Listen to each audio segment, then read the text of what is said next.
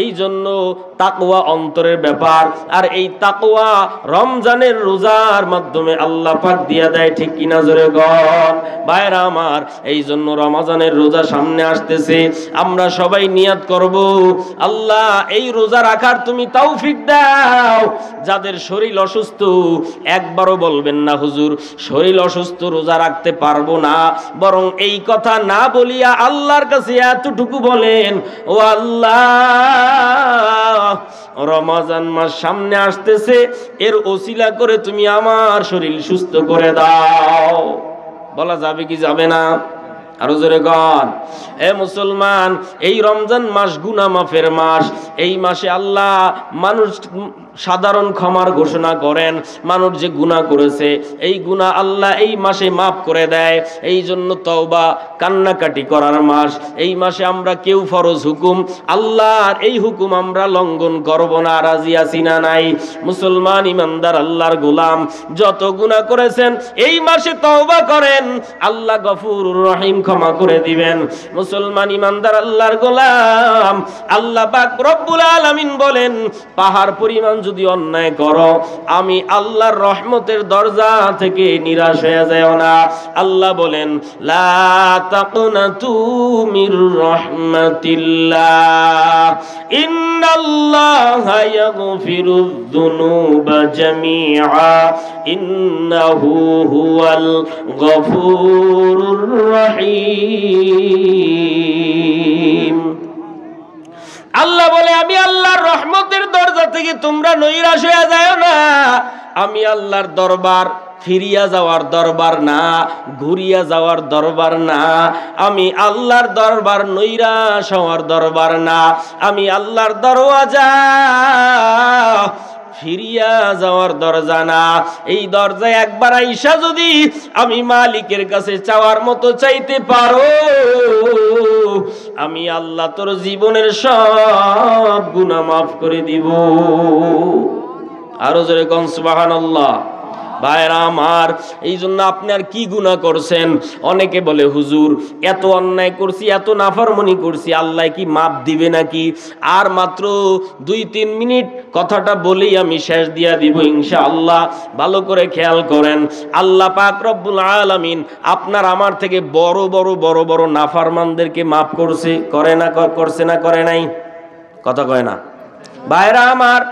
এই জন্য যত অন্যায় করছেন এই মাসের ওসিলায় ক্ষমা চাইবেন আল্লাহর কাছে, আল্লাহ গফুরুর রহিম ক্ষমা করে দিবেন। 3টা যুবক এমন কোন অন্যায় নাই যেই করে নাই। এ যুবক ভাইয়েরা আমার দিকে তাকাও, আমিও তো তোমাদের মতো একটা যুবক সন্তান। আজকে তোমার ভিতরে যেই যৌবন আল্লাহ পাক দান করেছেন, খোদার কসম তোমার যৌবনের থেকে আমরা টুপিওয়ালাদের যৌবন কোনো অংশে কম না, বরং তোমাদের যৌবন যত যৌবন আল্লাহ দান করেছে তোমাদের যৌবনের থেকে আমরা হুজুরদের যৌবন অনেক বেশি। তোমাদের শরীরের রক্ত লাল, আমাদেরটা কিন্তু নীল না, আমাদেরটাও লাল। তোমার শরীরে যৌবন আছে, আল্লাহর কসম আমার শরীরেও যৌবন আছে। তোমার যেমন গান শুনতে ভালো লাগে ওই চাহিদা আমার ভিতরেও আছে। তুমি যেমন মদ পান করো, গাঞ্জা খাইলে ভালো লাগে ওই চাহিদা আমার ভিতরেও আছে। নামাজ বাদ দিলে যে কি মজা, মেয়েদের সাথে আড্ডা দিলে যে কি মজা, গান শোনার ভিতরে যে কি মজা, গুনার ভিতরে যে কি মজা, এই মজা আমাদের ভিতরেও আছে। কিন্তু কেন গুনাহ করি না? ভাবিয়া চিন্তা করিয়া দেখলাম এর যুবক, কোরআন হাদিস মা বাবায় পড়াইছে, আমরাও পড়ে দেখলাম কোরআন শরীফের কোন একটা কথা মিথ্যা না, একটা কথা কিন্তু ভুল না। অনেক বেঈমানেরা কোরআনের ভুল বাইর করার জন্য কম চেষ্টা করে নাই, বরং কোরআনের ভুল তো বাহির করবে দূরের কথা, কোরআনের আয়নায় বেঈমান কাফের মুশরিকদের জীবনের সব ভুল কোরআনের আয়নায় ধরা পড়ে গেছে। তারা আর এক মুহূর্ত দেরি করে নাই, কোরআনের ছায়া তলে মাথা নত কইরা দিয়া কালেমা পড়ে মুসলমান হয়ে গেছে। আর জোরে গান। এরে যুবক, এই জন্য অনুরোধ করে বলি, গুনাহ করিও না। তোমার আমার মতো তিনটা যুবক রাস্তা দিয়া যায়, লম্বা সফর করা শুরু করছে, মহব্বতের সফর। আলাপ করতে করতে, গল্প করতে করতে রাস্তা দিয়া যায়, অনেক দূরে সফরে যাইতেছে। ইদানিং দেখতেছি বিভিন্ন জায়গায় যুবকরা পিকনিকে যায় ডাকাতের হাতে আক্রান্ত হইতেছে। ঠিক কিনা কন? এ যুবক, পিছনে কারণ কি? কারণ হইল, কারণ আর কিছু না, তোমরাও রাস্তায় চলাফেরা করো, আমরা মুন্সিরাও রাস্তায়, মোল্লা মৌলবীরাও চলাফেরা করি, আমাদের তো এখন পর্যন্ত কোনো ডাকাইতে ধরলো না, তোমাদেরকে কেন ধরে? পিছনে কারো না কারো বদ্ধ আছে। গুনাহ করতে করতে আল্লাহ বেজার হইয়া এখন এই বিপদের সম্মুখীন করতেছে। এ যুবক, কলিজায় কষ্ট নিও না, আমিও তোমার মতো যুবক, কলিজায় কষ্ট নিও না, পায়ে হাত দিয়ে বলবো, কেউ বেজার হইও না, কারো অন্তরে কষ্ট দেওয়ার জন্য আসি নাই। এরে যুবক ভাই, আর গুনাহ করিও না, আর আল্লাহর নাফরমানি করিও না, আর আমার নবীরে কষ্ট দিও না রে যুবক। আমার নবী কলিজায় বড় ব্যথা পায় দাড়িতে অস্ত্র লাগাইলে। এ যুবক ভাই, ভালো করিয়া শুনো, দাড়ির ভিতরে অস্ত্র লাগাইলে আল্লাহর নবীর কলিজার ভিতরে ব্যথা পায়। আল্লাহর নবী হাদিসের ভিতরে বলেন, মানুষ যখন মিথ্যা কথা বলে একটা গুনাহ তার আমলনামায় লেখা হয়, মানুষ যখন নামাজ বাদ দেয় তখন তার আমলনামায় গুনাহ লেখা হয়, রোজা বাদ দিলে আমলনামায় গুনাহ লেখা হয়, কিন্তু দাড়ি কাটার গুনাহ এমন গুনাহ, যেই গুনাহ 24টা ঘন্টার মিনিটে মিনিটে, সেকেন্ডে সেকেন্ডে অনবরত ফেরেশতারা আমলনামায় গুনাহ লিখতেই থাকে। বান্দা তুই হজ কর, দাড়ি কাটার গুনাহ বন্ধ না। বান্দা তুই তেলাওয়াত কর, দাড়ি কাটার গুনাহ বন্ধ না। বান্দা তুমি লাব্বাইক লাব্বাইক বলতেছো, বান্দা তোমার আমলনামায় গুনাহ লেখা কিন্তু ফেরেশতারা বন্ধ করে নাই, এই গুনাহ লেখা চলতেই থাকে। যখন যুবক দাড়ি রাখার নিয়ত যতদিন পর্যন্ত না করবে, ততদিন পর্যন্ত তার আমলনামায় গুনাহ লেখা চলতে থাকবে। বান্দা, এবার তোমার বয়স যদি 60 বছর হয়, 60 বছর গুনাহ লেখা বন্ধ নাই। 70 বছর বয়স হইলে 70 বছর গুনাহ লেখা বন্ধ নাই। আল্লাহর নবীর কথা, আল্লাহর নবী বলেন, যারা দাড়ি একদম বেলেট দিয়া ছাছে অথবা ছোট্ট ছোট্ট কইরা কাইটা রাখে, দোনো দলের গুনাহ সমান। এ হলো আল্লাহর নবীর হাদিসের কথা শুনাইলাম। এবার মাঝে মাঝে তো আলেমদের কথা বিশ্বাস হয় না, এবার আপনাদের লাইনে প্যান্ট শার্ট পরুয়া, আপনাদের লাইনের বিজ্ঞানরা কি বলে? বিজ্ঞান বলে, যারা দাড়ি কাটে অথবা সাটে বিলেট দিয়া সাইজে ফেলায়, 3টা মুসিবত হয়। 1 নাম্বার চোখের পাওয়ার থাকে না, 2 নাম্বার যৌবনের পাওয়ার থাকে না, 3 নাম্বার মুসিবত অকালে মরণ হয়। এর যুবক, আর গুনাহ করিও না। 3টা যুবক রাস্তা দিয়া চলতেছে, মহব্বতের সফর। সামনে গিয়া দেখে বৃষ্টি পড়া শুরু হয়ে গেছে, বৃষ্টির পানিতে পোশাকগুলো নষ্ট হয়ে যাইতেছে। 3টা যুবক এবার নিরুপায় হইয়া ডানে তাকায়, বামে তাকায়, সামনে পিছনে কোথাও কোনো আশ্রয় নেওয়ার মতো ঘর দেখা যায় না। 3টা যুবক এবার একটা গুহার ভিতরে আত্মগোপন করছে, একটু গুহার ভিতরে বিশ্রাম নিছে। ভালো করে খেয়াল করে রে যুবক, 3টা যুবক গুহার ভিতরে যাওয়ার পর আরো বৃষ্টির পাওয়ার বেড়ে গেল, মুষলধারায় বৃষ্টি পড়া শুরু হয়, ভিতরটা অন্ধকার হয়ে গেছে। 3টা যুবকের পেটের ভিতরে খানা নাই, ক্ষুধার তৃষ্ণায় 3টা যুবক বেকারার হয়ে গেছে, পেটেও ক্ষুধা, পানিও নাই, গুহার ভিতরে বাতাসও নাই, আলো নাই, চতুর্দিকে খালি অন্ধকার। ঠিক এই সময় তাকায় দেখে আল্লাহর কি কুদরত, আল্লাহ 3টা যুবকের উপরে বেজার হয়ে গেছে। আমার আল্লাহর কুদরত দেখো, আমার আল্লাহ বেজার হয়ে গেছে। যুবক তাকায় দেখতেছে গুহার মুখটা একটা পাথর দিয়া আল্লাহ কুদরতি ভাবে আটকায় দিছে, বন্ধ করে দিছে। এত বড় পাথর, 3 যুবক বলে, আমরা 3টা যুবক মিলে ধাক্কা দিলে সরবে তো দূরের কথা, আমাদের মতো যদি 100 যুবক আইসা এই পাথর ধাক্কাইতে চায়, কোনোদিন 1 ইঞ্চি সরানো সম্ভব না। 3টা যুবক এবার সময় যত সামনে আগাইতেছে তত ক্ষুধা বাড়তেছে আর বিপদ বাড়তেছে। 3টা যুবক চিন্তা করতেছে, এখন কিভাবে বাঁচতে পারি। এই পাথর তো 100 যুবক আইলেও ঠেলা মারলে ধাক্কা দিলে সরবে না। আমরা 3 যুবক তো তাইলে এখানেই মৃত্যুবরণ করব, পানি না খাইয়া, বাতাস না পাইয়া, আলো না পাইয়া। 3টা যুবক, 3 যুবক 3টা হাত দিয়া একসাথে ডাক দিয়ে বলে, ও যুবক ভাই, তাড়াতাড়ি পিছনে আমল নামার দিকে একটু চোখ বন্ধ করে তাকাও, দেখি আমরা 3 যুবকের কোনোদিন কোনো ভালো কোনো আমল আছে কিনা একটু স্মরণ করার চেষ্টা করি। এবার 3টা যুবক চোখ বন্ধ করিয়া 3টা ভালো ভালো তাদের আমলের কথা মনে পড়ছে। বলেন সুবহানাল্লাহ, আরো জোরে কোন সুবহানাল্লাহ। 3টা যুবক আমলের কথা স্মরণ করার পর এবার 3টা যুবক, ওই তিন যুবকের 3টা ভালো ভালো 3টি আমলের মাধ্যমে 3টি আমলের ওসিলা পেশ করে আল্লাহর কাছে কান্নাকাটি করতেছে। 3 যুবকের প্রথম নাম্বার যুবক ডাক দিয়া কয়, আল্লাহ, আজকে এই বিপদ থেকে তুমি আমার আমলের কারণে মুক্তি দিয়ে দাও।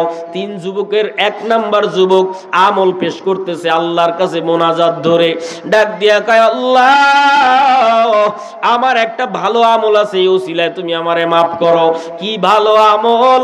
যুবক বলে, আল্লাহ, আমি এক সময় ধনী ছিলাম, আমার টাকা পয়সা বাড়ি গাড়ির কোনো অভাব ছিল না।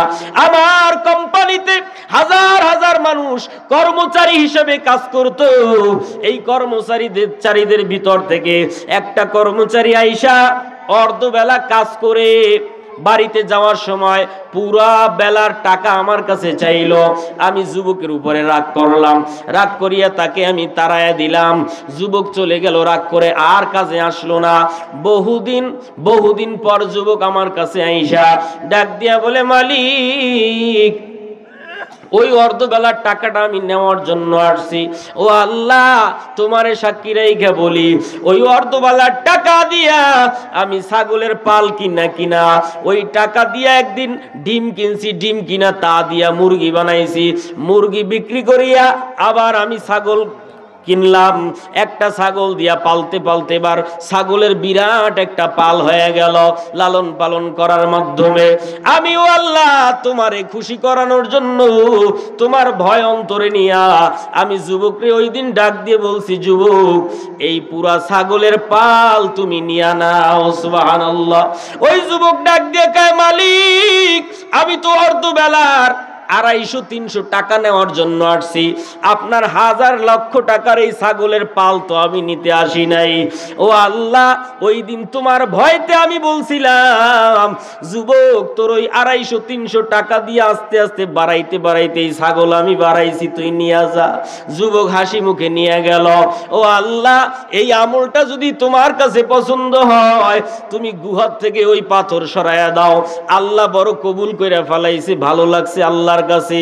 ওই পাথর 3 খণ্ড কইরা আল্লাহ 1 ভাগ সরাইয়া দিলেন, বাকি থাকলো 2 যুবক। আর 2য় নাম্বার যুবক ডাক দিয়ে বলে, ও মালিক, আমার একটা ভালো আমল ছিল, এই ওসিলায় তুমি আমারে মাফ করে দাও, তুমি আমাকে এই গুহার থেকে আমাদেরকে তুমি মুক্তি দিয়া দাও, বাহির হওয়ার ব্যবস্থা করে দাও। 2য় নাম্বার যুবক ডাক দিয়ে কয়, আমি মানুষের বাসায় কাজ করে করে আমার জীবিকা নির্বাহ করতাম, আমার রিজিকের ব্যবস্থা হইতো মানুষের বাড়ি কাজ করার মাধ্যমে। প্রতিদিন কাজ করিয়া আসার সময় দুধের পেয়ালা নিয়ে আমি বাড়িতে ফিরতাম। আগে আমার বুড়া বাবা আমার বৃদ্ধা মা দুধ পান করাইয়া অবশিষ্ট দুধ আমি আমার সন্তানদেরকে পান করাইতাম। আমার মা বাবা যতক্ষণ পর্যন্ত দুধের পেয়ালা না পান করত, ততক্ষণ পর্যন্ত আমি সন্তানদের মুখে দুধ দিতাম না। আল্লাহু আকবার। ডাক দিয়া যুবক বলে, ও মালিক, ঠিক প্রতিদিনের ন্যায় একদিন বাড়িতে গিয়া দেখলাম আমার বৃদ্ধ মা বাবা ঘুমায় গেছে। এটা দেখা আমি আমার মা বাবাকে ডাকি নাই। ঘুমের ভিতরে কষ্ট হবে, ঘুমে ব্যাঘাত ঘটবে, ঘুমের ভিতরে আমার মা বাবা কষ্ট পাবে, কাঁচা ঘুম ভেঙ্গে যাবে। আমি আমার সন্তানদের কাছে গেছিলাম, কিন্তু দেখি সন্তানরা ক্ষুধার জ্বালায়, ক্ষুধার যন্ত্রণায় ছটফট করতেছে, আব্বু আব্বু বলে কান্না করতেছে, বাবা কখন বাড়িতে আসবে আর দুধ পান করব। এই সন্তানেরা আমার পা জড়ায় ধরে বলছে, বাবা দুধ দাও। সন্তানরা কাঁদছে কিন্তু আমি আমার সন্তানদের মুখে দুধ দেই নাই। সারাটা রাত মা বাবার মাথার কিনারায় দুধের পেয়ালা নিয়ে দাঁড়ায়ছিলাম। হঠাৎ করে ফজরের আজান দিয়া দিল মসজিদে মুয়াজ্জিন। ওই সময় মা বাবার ঘুম ভেঙে গেল। মাথা ডাক দিয়া কয়, সন্তান মাথার কিনারায় কেন দাঁড়ায় রইছো? বাবা ডাক দিয়া কয়, কেন দাঁড়ায় আছো? ও মা, ও বাবা, দুধ নিয়ে আইসে দেখি ঘুমায় গেছেন, কেন ডাকো নাই? বাবা ঘুমে ডিস্টার্ব হবে, ডাকি নাই, এই জন্য দাঁড়ায় আছি। দুধ পান করিয়া মা বাবা আমার মাথায় হাত দিয়া দোয়া করে দিছে, আল্লাহ আমলটা যদি পছন্দ হয় গুহার থেকে তুমি পাথর সরাইয়া দাও। বাকি থাকলো কয় যুবক? এক যুবক ডাক দিয়া, বাকি তৃতীয় নাম্বার যুবক ডাক দিয়া কয়, ও আল্লাহ, আমারও একটা ভালো আমল আছে, এই আমলটার কারণে তুমি আমাকে নাজাত দিয়ে দাও। যুবক ডাক দিয়া কয়, মালিক, একদিন আমি আমার চাচার বাড়ি বেড়াইবার জন্য গেলাম। চাচার বাড়ি বেড়াইতে গিয়ে দেখি ঘরের ভিতরে আমার চাচাও নাই, ঘরের ভিতরে আমার চাচিও নাই, তারা অন্যর্থ বেড়াইবার জন্য চলে গেল। ঘরের ভিতরে গিয়ে দেখি কেউ নাই, শুধু ঘরের ভিতরে আমার একটা চাচাতো বোন আছে বিবাহের উপযুক্ত। আমি এই বিবাহের উপযুক্ত চাচাতো বোনটাকে ঘরের ভিতরে নির্জনে পাইয়া যৌবনের হামলা করতে গিয়ে একটা ধাক্কা মেরে মাটিতে ফালাইয়া দিলাম। মাটিতে ফালাইয়া দেওয়ার পর আমি লাফ মেরে আমার বোনের বুকের উপরে আমি যখন চেপে বসলাম, ঠিক ওই সময় তাকায় দেখি আমার বিবাহের উপযুক্ত চাচাতো বোন চোখের পানি ছেড়ে ছেড়ে কান্না করতেছে। আল্লাহু আকবার। আমি ডাক দিয়ে বললাম, ও বোন, কেন তুমি এমন আনন্দ মুখর সময় কেন কান্না করতেছো? এখানে তো কেউ নাই, কেউ দেখবে না। বোনটা ডাক দিয়া কয়, ভাই, কেউ যদিও কেউ না দেখবে, কিন্তু একজন তো তাকায় আছে, তিনি আমার আল্লাহ। ও ভাই, এই জীবনে কোনোদিন একটা পশমের অংশ কোনোদিন কোনো পরপুরুষ বেগানা দেখে নাই। আজকে তুমি আমার ইজ্জতের উপরে আক্রমণ করবা, এটা আমি সহ্য করতে পারবো না। প্রয়োজনে তুমি আমাকে বিবাহ করে হালাল করে নাও, আমি আমার বাবা মাকে রাজি করাইব। যুবক ডাক দেয়া কয়, আল্লাহ, ওই দিন বোনের চোখের পানি দেখা আমার অন্তরের ভিতরে জাহান্নামের ভয় পয়দা হয়ে গেছে। আমি তোমার ভয়ের কারণে, তোমার মোহাব্বতের কারণে আমার বোনটাকে জাহান্নামের ভয়েতে আমি নিরাপদে ছেড়ে দিলাম। সুবহানাল্লাহ। ও আল্লাহ, এই আমলটা যদি পছন্দ হয় তুমি আমাকে এই গুহার থেকে মুক্তি দিয়া দাও।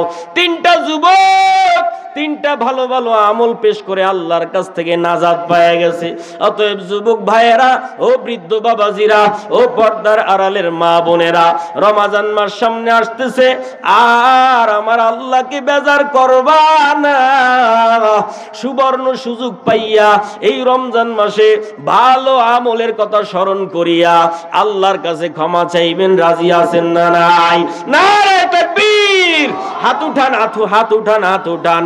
আল্লাহ আপনি আমার যুবক ভাইদেরকে কবুল করেন, বৃদ্ধ বাবাজিদেরকে কবুল করেন, নেক আমল করার তৌফিক দান করেন। বলেন আমিন। ওয়া আখিরু দাওয়ানা আনিল হামদুলিল্লাহি রাব্বিল আলামিন। আসসালামু আলাইকুম ওয়া রাহমাতুল্লাহি ওয়া বারাকাতুহু।